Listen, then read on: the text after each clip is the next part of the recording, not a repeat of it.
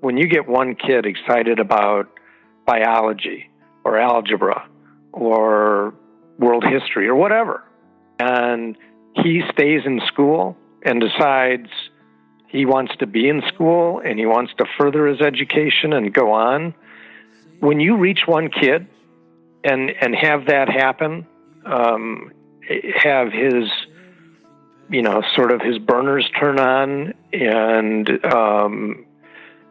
launch himself to a trajectory where he leads a really productive, happy life. Think about all the crimes that don't get committed. Think about all the dope that isn't sold, on the street. Think about the sexual assaults that don't happen, the strong-arm robberies that don't happen, the vandalism, just the petty, stupid stuff that doesn't happen. Because, most people don't get caught the first time they commit a crime, or they don't stop if they get caught the first time they commit a crime. So, if we want justice, the place by and large to seek it is not in a courthouse, but out in the world, especially with young people and their families.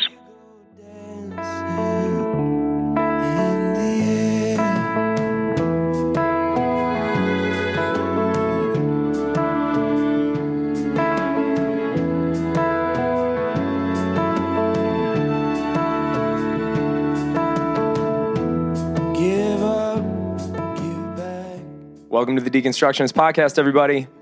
We are your hosts. I'm Adam Narlock. And I'm John Williamson. And it's Making of a Murderer time. It is. So if you guys saw this episode pop up in your feed because you're subscribed, like super awesome listeners, then you were probably like, wait, this guy's name sounds familiar. And you would be right. You'd be right about that. Because everybody saw this thing on Netflix. Because it was so good. It was so good, and I'm still so mad about it. I know, it's one of those things where you're like, this is a really good documentary, and then you have to check yourself because you're like, this is about real people, though. Mm-hmm. It's not just a fake TV show, but it's so crazy that you have to remind yourself that it's real.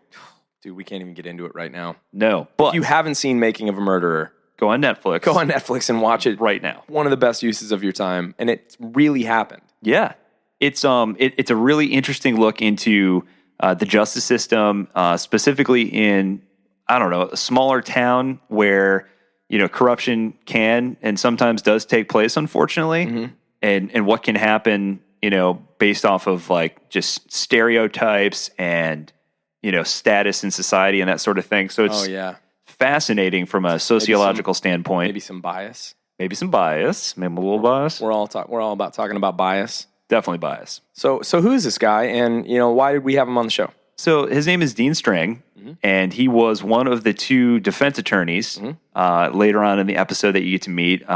Extraordinarily intelligent guy. Yes. You can pretty much take that away while you're watching this documentary. Yes. Both of them, they do have lives of faith. Yep. That we talk about a little bit, but we were just kind of interested to see kind of how that informed the way that they do their jobs as lawyers. If it has had any impact in the way that they choose their clients. Mm-hmm.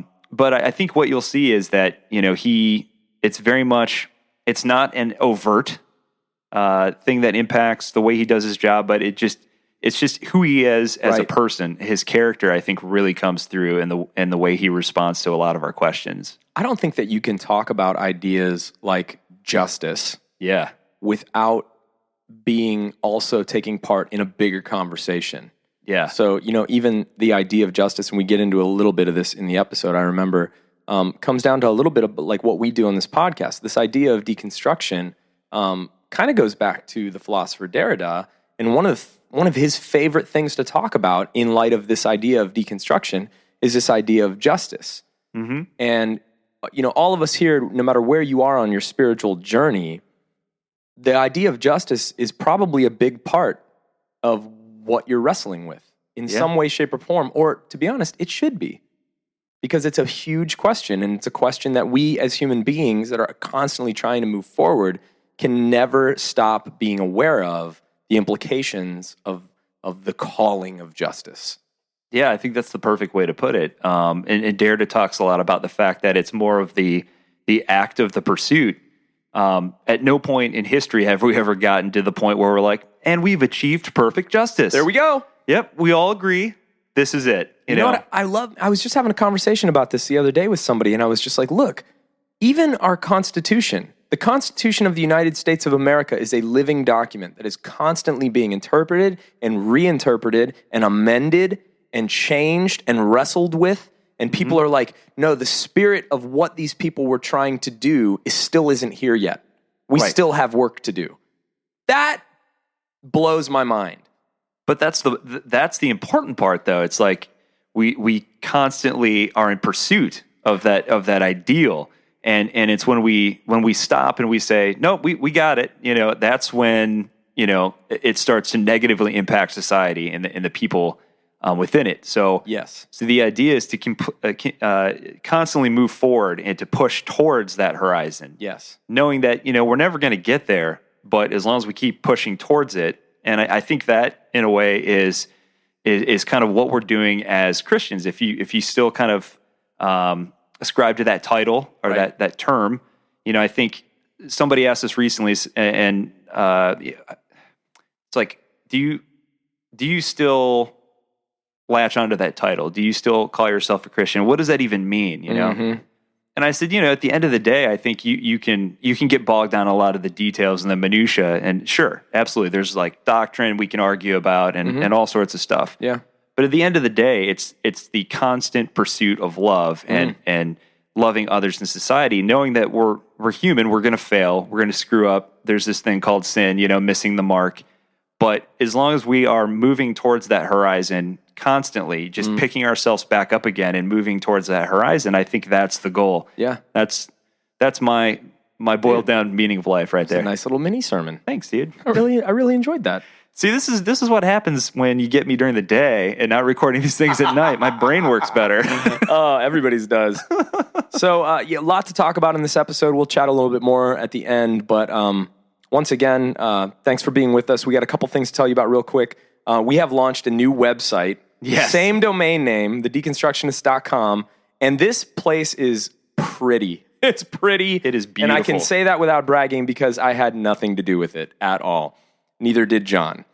Which is why it's pretty. It's why it's pretty. Ryan Battles is a web designer who is also a listener, and he's become a great friend, and he just loved on us and put together this beautiful website for us. It's a one-stop shop. Our new Patreon campaign, which we have set up,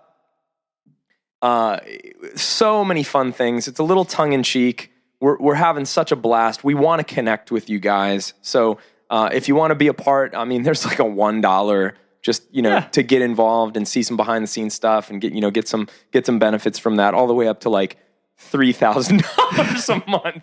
In which case, I will fly out and do religious ceremonies for you. Your wedding, your baptism, wedding. We can even make something up if you want to. Yeah. We'll confirm you into the secret circle of deconstructionists. Yes, there is a secret circle, but we can't talk about it because it's a secret. That's right. So also our social media is on there. So now it's a one-stop shop. If you want to find us on social media, just go to our website.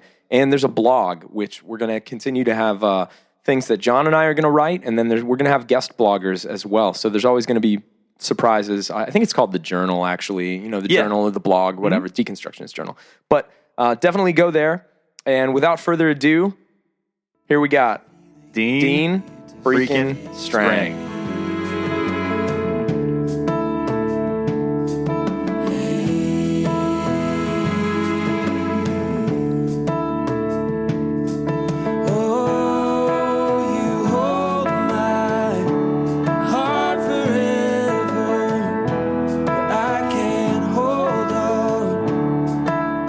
Well, Dean Strang, thank you for giving us just a little bit of your time today. We are so excited to have you on the Deconstructionist podcast.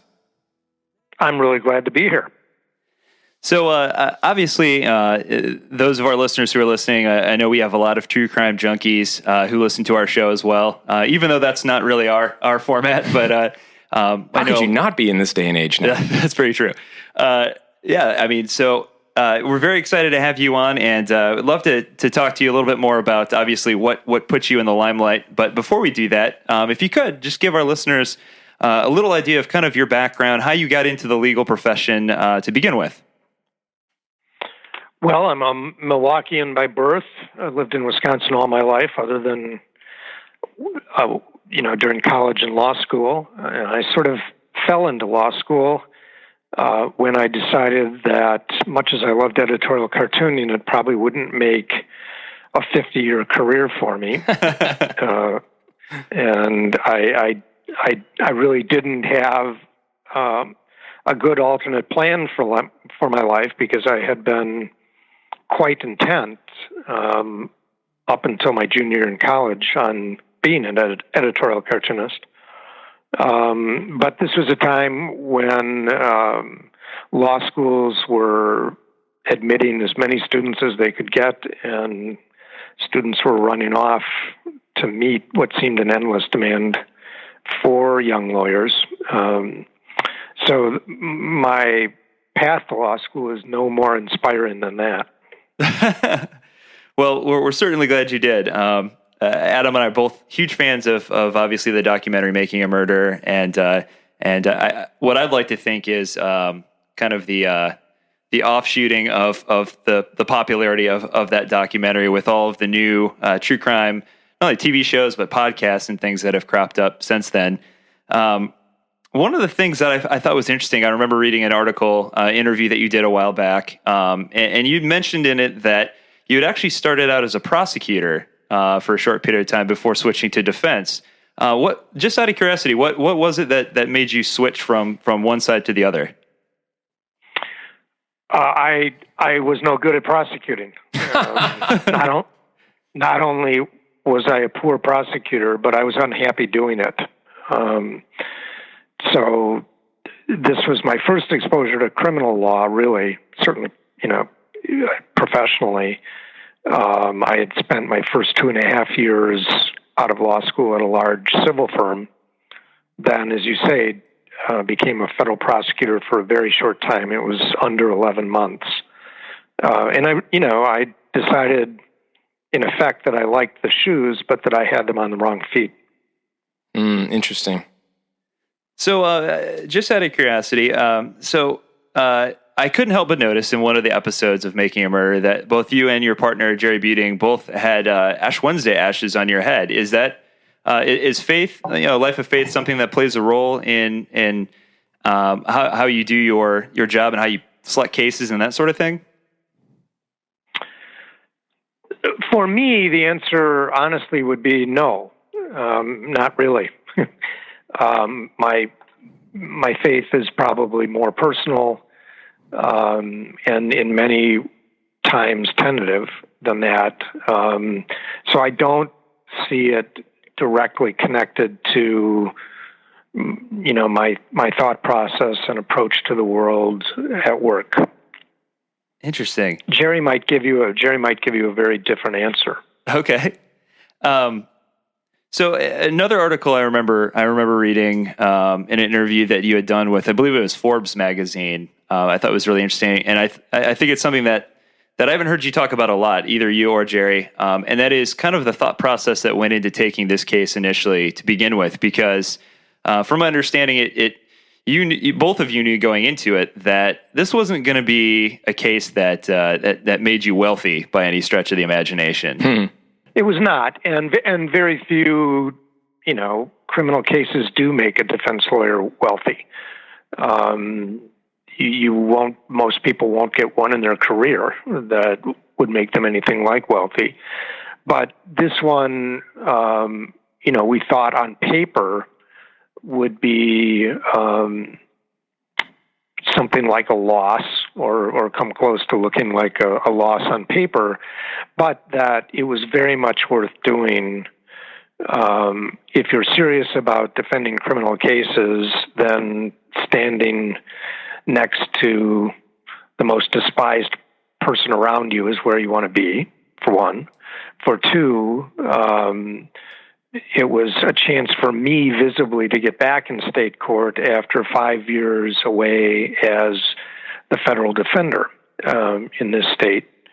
And I wanted an opportunity to prove to any of my colleagues in the bar who might be watching that I could still find my way to a state courthouse and work there effectively as a lawyer. It was a chance to work with Jerry again. He and I have always enjoyed collaborating on cases. This was the first time we represented the same client rather than representing co-defendants with aligned interests. So that was a good opportunity. And both of us had some past connection to Stephen Avery and some empathy for his situation. For Jerry, he had served on the so-called Avery Commission after Stephen Avery's 2003 exoneration. For me, I had been a member of the firm that represented Stephen Avery in the mid-1990s in his first collateral effort to apply DNA testing to establish his innocence of the 1985 rape case. I had not worked directly, or at least not much, directly on that effort, but I had been in the small firm that handled it. So I very much knew Stephen Avery's backstory. Stars falling from the sky, buildings burning all the time, tall rivers running wild, stretching out for miles and miles. I think I heard a good man. One of the things that I'm just really interested in is on this podcast, we call ourselves the deconstructionists, and a lot of that comes from the work of Jacques Derrida, and he had a lot to say about law. He had a lot to say about justice. And one of the things that he sort of teased out was this idea that justice, as an idea, he would always say, if it exists, if justice exists, it's elusive.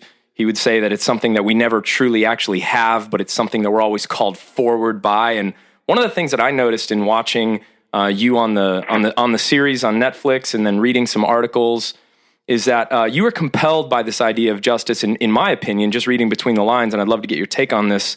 But from a different side, it seems like we always look at this idea of justice from the side of those who need defense because they've been attacked or they've been abused, but you're standing with the criminal, the one who is assumed guilty a lot of times, the one who nobody wants to side with. And I was just wondering if you maybe have a little bit of a different idea of justice. What does justice mean to you in that sense? It's just such a difficult idea. I'd just love to get some thoughts on your idea of justice in defending criminals.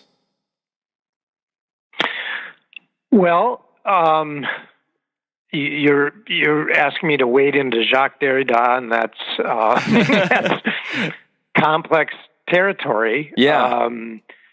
Derrida would not have used the term superstructure, but I think it's true that, when many people consider the project of justice, they get lost in the superstructure of it, or the scaffolding, the procedural aspects of justice, the physical trappings of the project of administering justice, whether that's a courthouse or courtroom or the people who occupy it and the things they do. Yeah. None of that has much to do with justice, and Derrida and I would agree on that.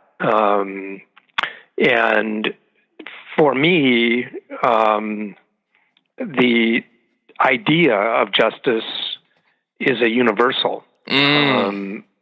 I suspect that not a person has come to maturity in the history of the world who hasn't yearned for justice, who hasn't had a sense when an injustice is done to him or her, or when an injustice is done to another human being he or she recognizes as fully human.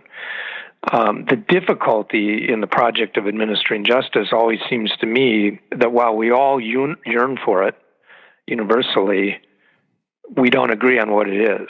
You have very, very different conceptions of what justice means or what its presence would look like.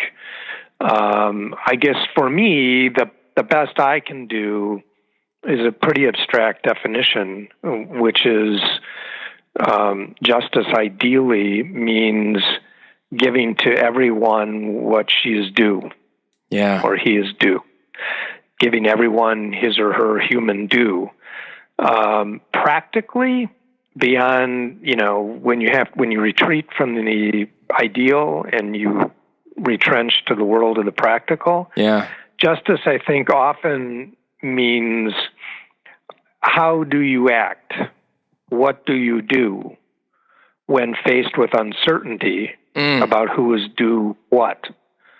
What rules do you follow or do you announce? And then do you follow those rules, or do you in fact adhere instead to unstated rules that are different than the principles you espouse? Or do you try to adhere to the principles you espouse, but do you regularly fall short of those? So a lot of the practical project of administering justice seems to me enunciating morally defensible rules about what to do when faced with uncertainty about what is due, DUE, to whom, enunciating those morally defensible principles and then trying to hold ourselves to living those principles.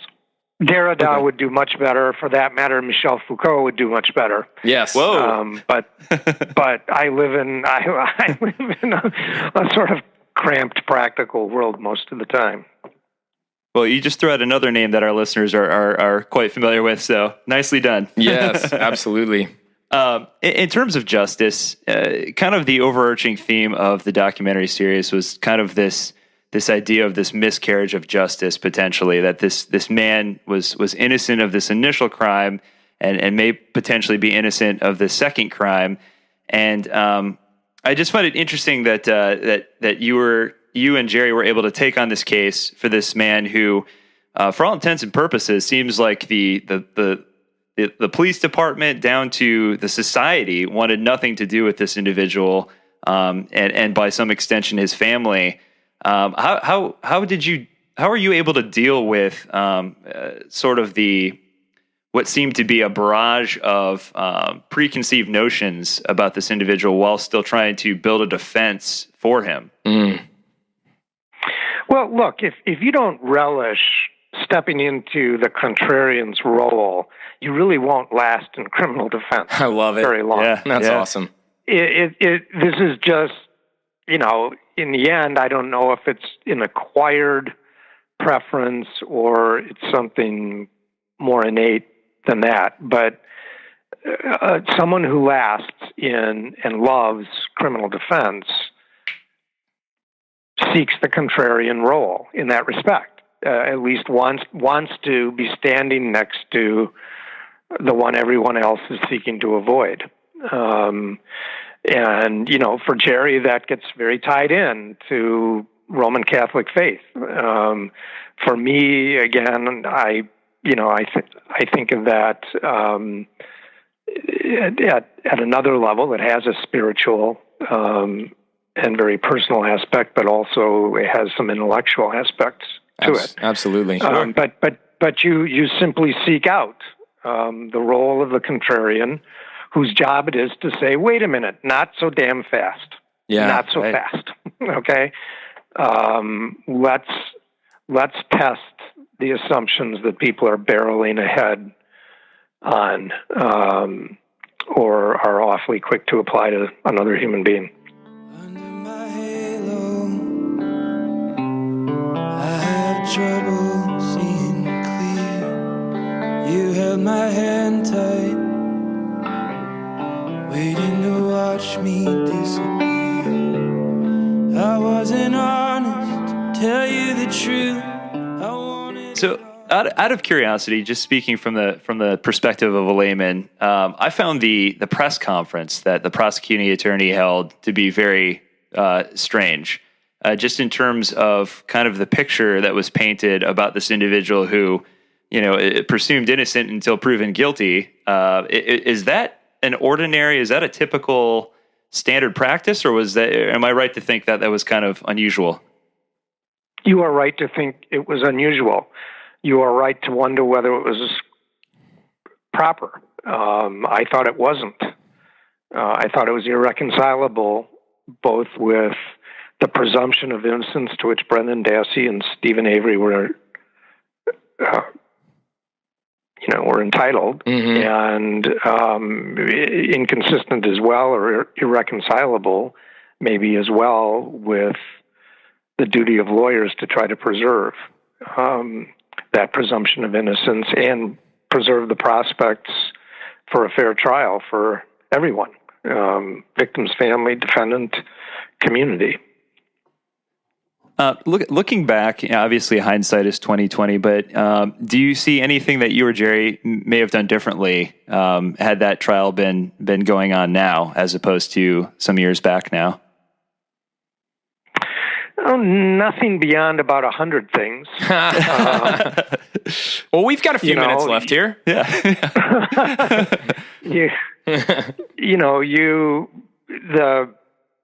The reality of this job and many jobs is you have to make a decision at the time based on what you know, your skill level at the time, your best judgment on the information you have. And sometimes you don't have much time to apply that experience and judgment to come to a decision, but you have to do it and then move forward from there. And it's inevitable that when you look back at any trial you've had, whether you've lost it or won it, when you look back with the benefit of hindsight and with whatever additional experience or judgment you've garnered since an earlier trial, you say, I should have handled this cross-examination differently. Today I would do this direct examination differently. Today I would do a very different opening statement, or I'd do something different in my closing argument. You can hound yourself for the rest of your life with those sort of second thoughts. Here, specific ones, I have never been certain that we were right to turn down a mistrial that we would have had on demand after we lost a juror at the end of the first day of deliberations. I've never been certain that we were right to, select a jury from Manitowoc County rather than seeking a change of venue. I suspect the judge would have granted a change of venue had we asked. We made a judgment call that there was no other place in the state of Wisconsin from which we could draw an untainted jury. And so that being true in our minds, at least to our view at the time, better to stay with the county that would have known Stephen Avery's history and known the history of its own sheriff's department. But those are two contestable decisions that we made, and they may always be. Sure. Having said that, just watching the documentary unfold, and obviously the filmmakers can't possibly put everything into this documentary film, or else it would have been the longest documentary in the history of documentaries. But as a viewer, I just got the sense, I'm like, man, these two guys are doing an excellent job. I mean, I remember turning to my wife and saying, if I ever commit a crime, I hope I don't, but if I do, I'd want those two guys defending me. Or if somebody thinks you committed a crime. Yeah, better put. But I just got the sense like this is going really well in terms of of showing that there's reasonable doubt. I felt like you had done a more than sufficient job. Is that kind of the feel that you had as the trial was winding to a close, or from your perspective, was it still kind of up in the air? I did not think I had done more than a sufficient job, or that, Jerry and I had carried the day. I thought that the state's case had failed to satisfy reasonable people beyond a reasonable doubt. Wow. Interesting.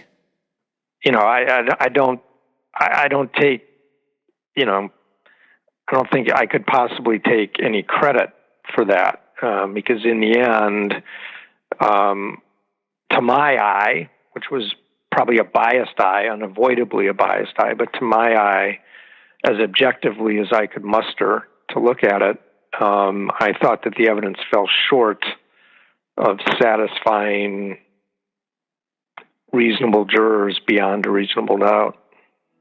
Hold out for what you thought you were making, just long enough to realize you're going the wrong way.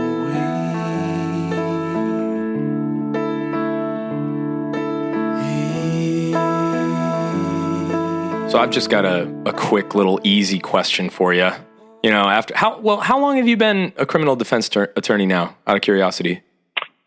A criminal defense lawyer since September 1988. Okay, so since September of 88, that's a long time practicing these things and standing by, as you said in that Forbes article, the friendless man, the detested, the outcast. I mean, that's quite a different position that you get. It's quite a different vantage point than the normal person typically gets. And I know this is a huge question, and I can't believe I'm even asking you this because it's so open-ended, but I'd love to hear just a couple thoughts on just how your view of humanity has changed.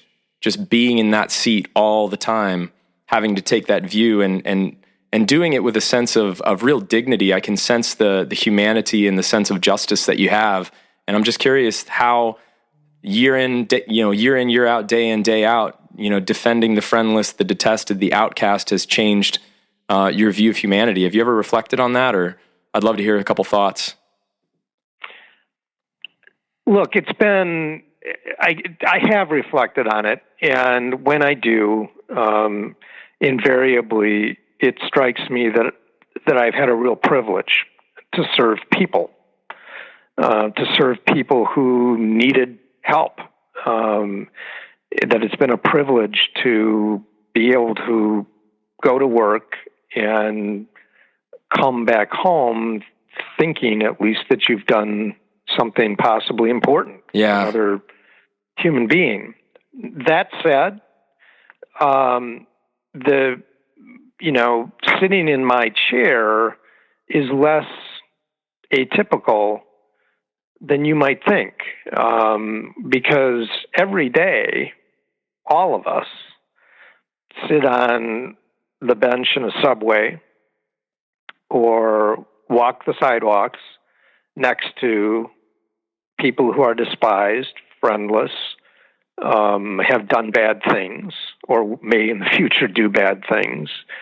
We're all out in the sea of humanity every day, and my clients as a cross-section don't look all that different than the people you and I encounter at coffee shops or on, street corners while waiting for the walk sign, or riding a bus, or, going to, a professional baseball game or whatever. The slice of life I see is not so very different than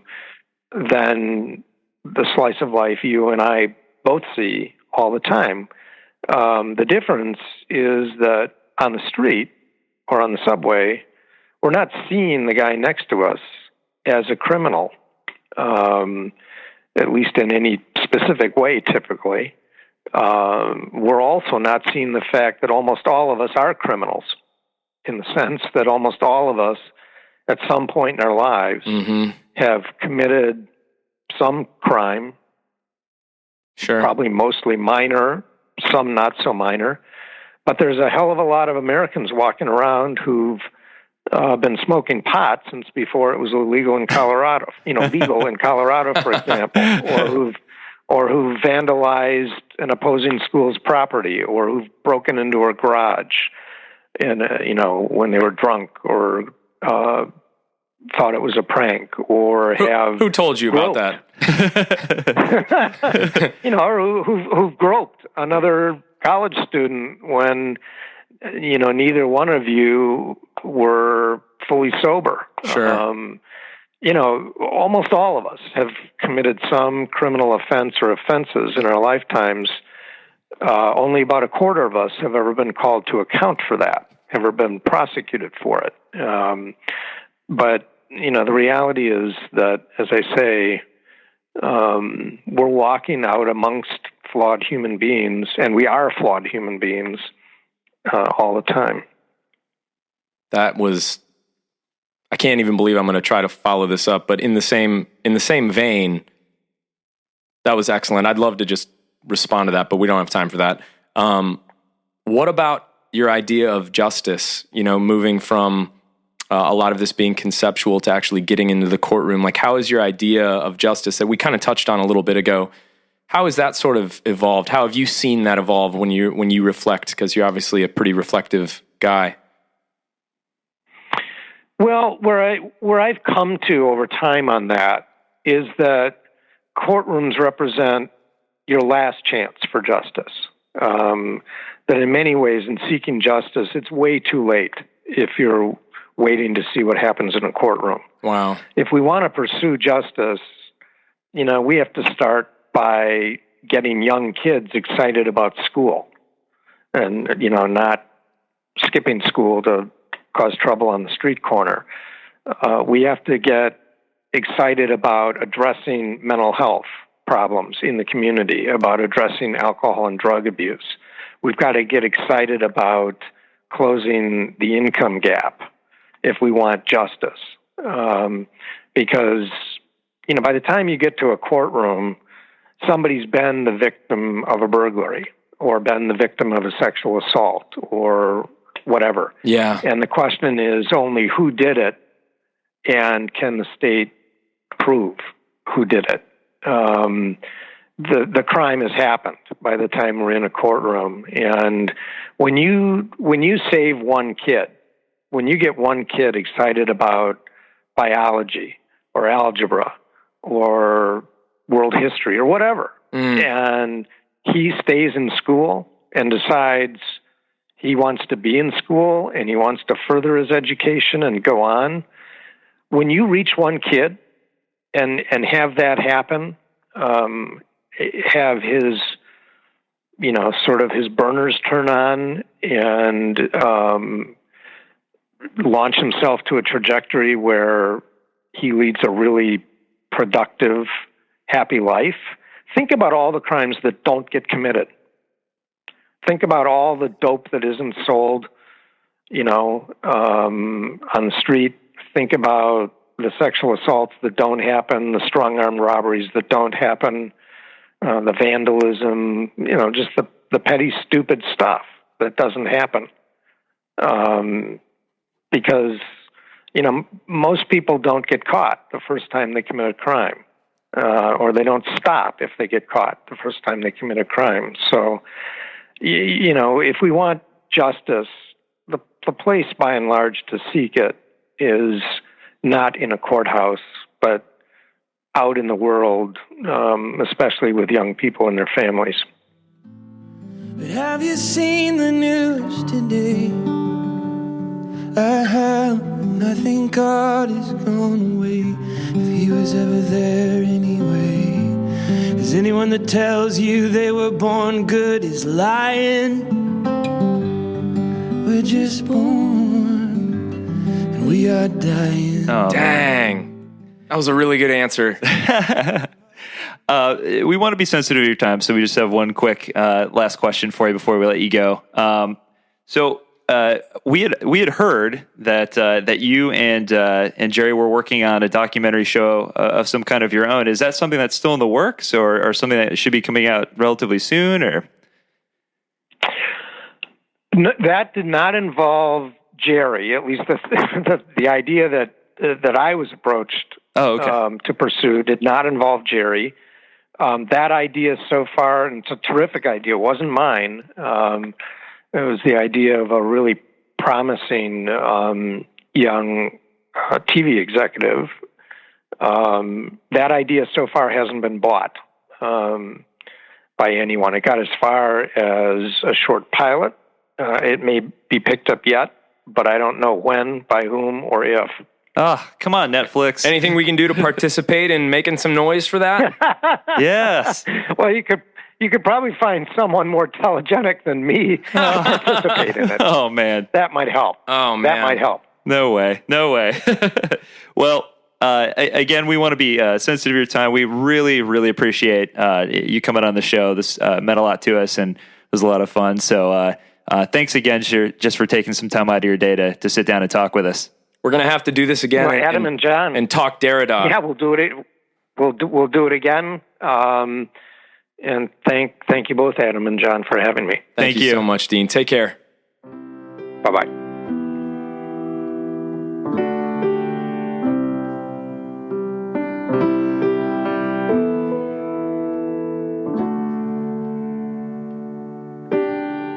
She watched the valley burn like a slow dancer doing turns.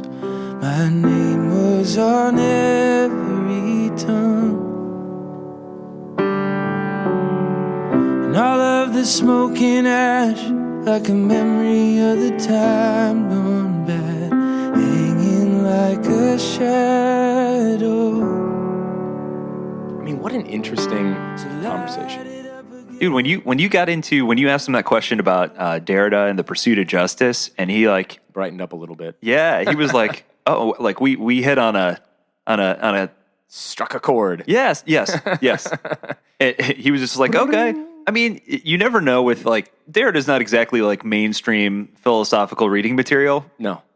So like you never know who knows about his work, right? Much less like knows in depth, like very clearly. Yeah. Like Dean like was like, oh yeah, I've read, so he went there, and it was cool to see his idea, on how like Derrida's pursuit of justice and how he talks about that within his work, within deconstruction, how that applies to what he does. And just like, I don't know about you, but like the vibe I got from this interview was just like, was kind of the same. It confirmed everything that I felt about him as a person while watching the documentary. Cause you never know how people are. Right.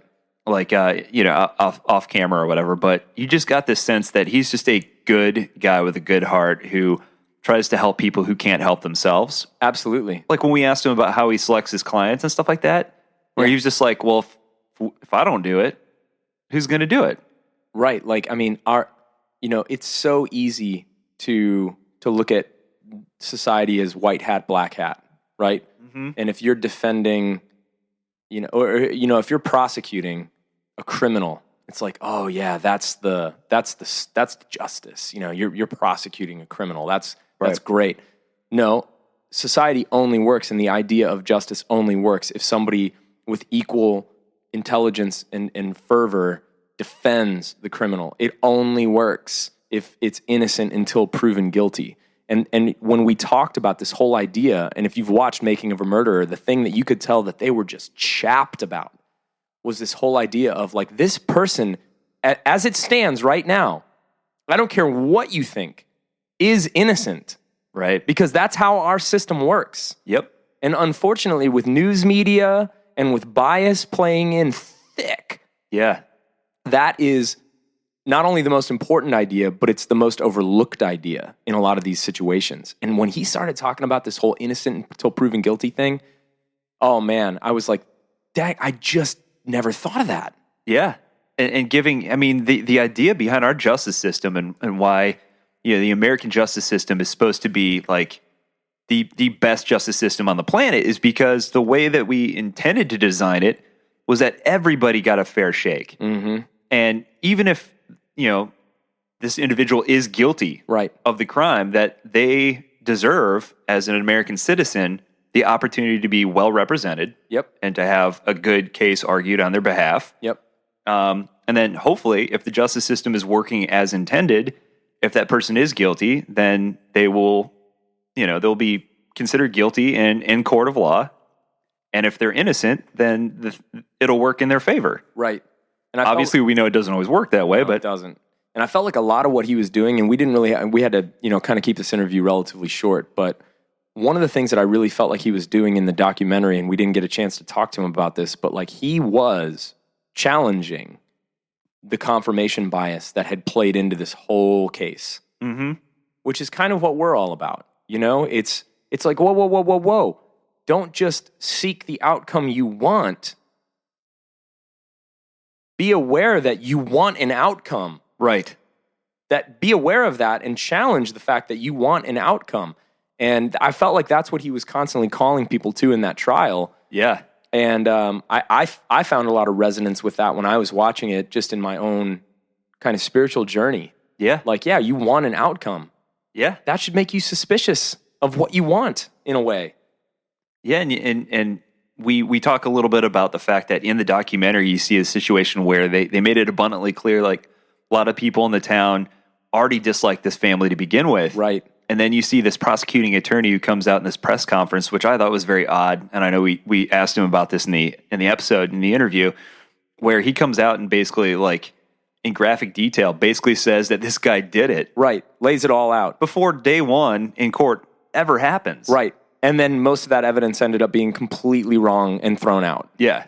It's just... And again, I'm not saying this guy's innocent. No, but this guy was already behind the 8 ball before he even stepped foot in court. So, yeah.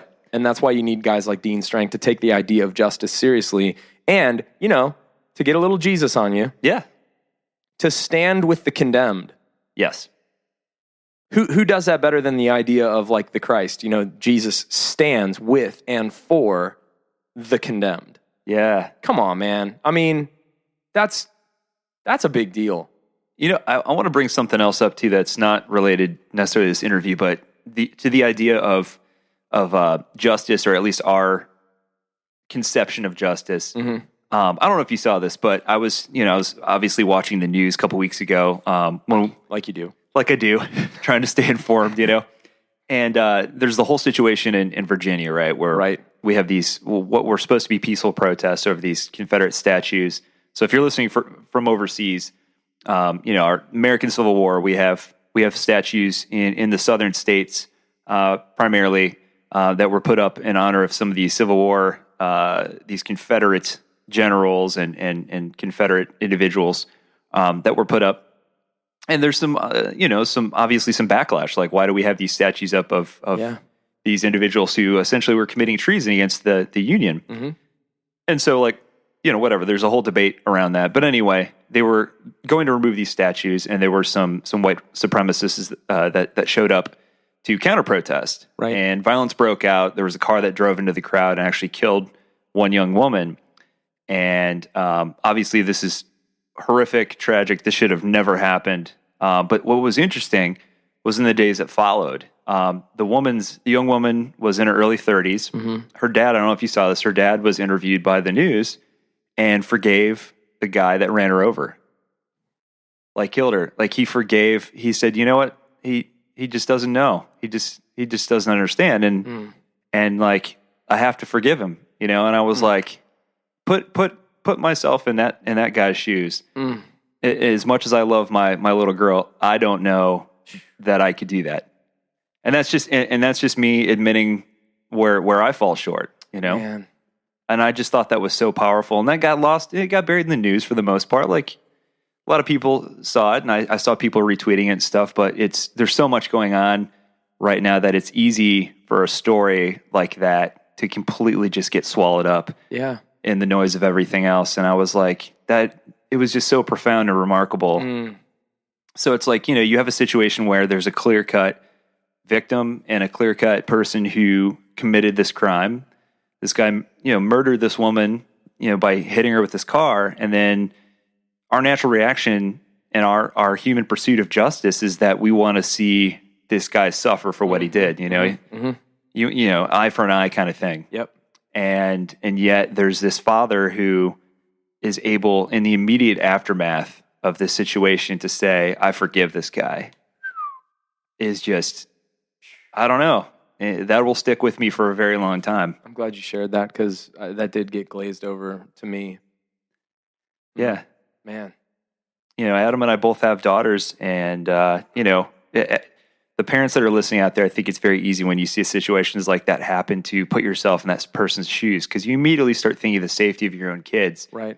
And we all know as parents, like, just how important our kids are to us. And, you know, I think about it all the time. I'm like, man, if something ever happened to my daughter, you better take me with her, you know? Seriously, dude. And so that's something that was, it was a little hard to watch, you know? So So I think it's just something that we need to consider. We need to think about when we talk about, a whole host of topics that involve our concept of justice. And we talked about it during our Hell series last year, like this idea of retributive. Thank you. That's so hard to say. Yeah. Got to focus on the retributive justice versus restorative justice. Yeah. And how easy it is for us to get bogged down in this idea of like everybody getting what they deserve.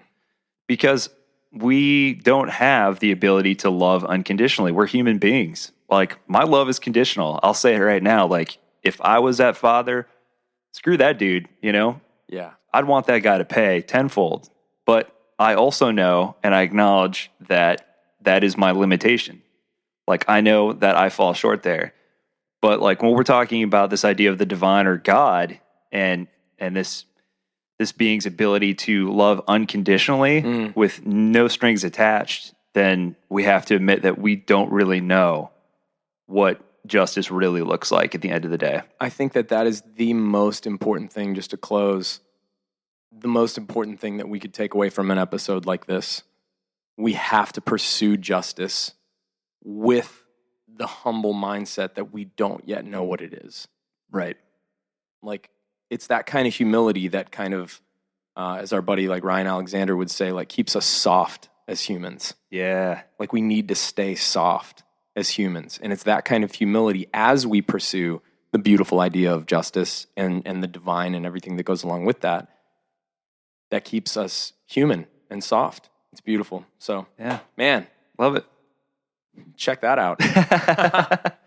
So hope you guys enjoyed this. We'll see you guys next week. We got another cool episode coming up. And this one we've been sitting on for a little while. We got to do it live. Who's the music today? Oh, the music today. Yeah, this is some good stuff here, man. Dean Strang. We are doing Isley this week, a band called Isley.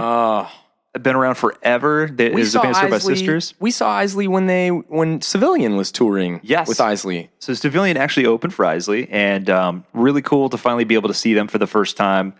Incredibly nice they're a family that started the band originally. They were sisters. Yep. But super cool, very talented live. Very cool that they allowed us to use some of their music on this episode. Oh, so man. Check it out. Go support them. That's awesome. Follow us on our Spotify playlist. I love it. And we love you guys. And check out our new website and Patreon. And thanks to everybody that is giving and hanging with us and being a part of this cool collection of voices. For now, that's all we got. We are your hosts. I'm Adam Narlock. And I'm John Williamson. Talk to you next time, everybody.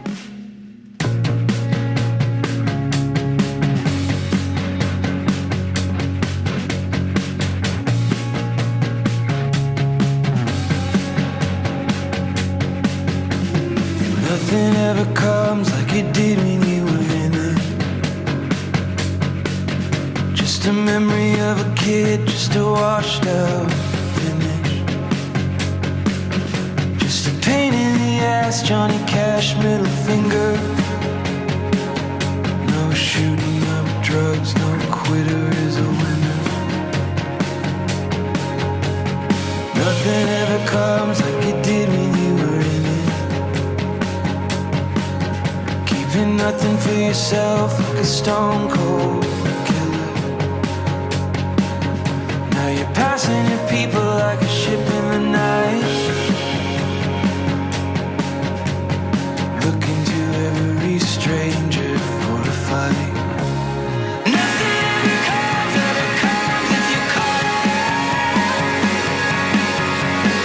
Choking like a dog on a collar. Open up your mouth if you want. Listen for the sound.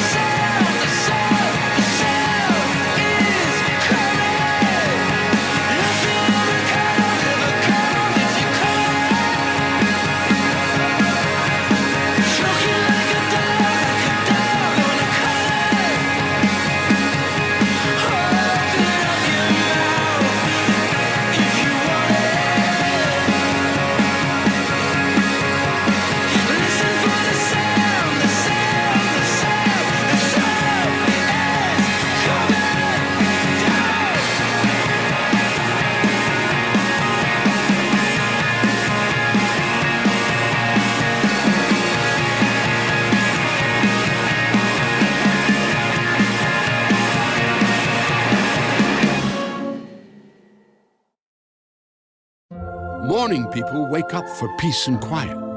McDonald's breakfast people, we wake up for the sweet rush of getting that warm, delicious breakfast right before it ends. Crush your morning goals with a steak, egg, and cheese bagel or any breakfast sandwich and snag another one for just $1 with the buy one, get one deal. Only in the McDonald's app. Limited time only at participating McDonald's. Valid once per day. Must opt into rewards. Ba-da-ba-ba-ba.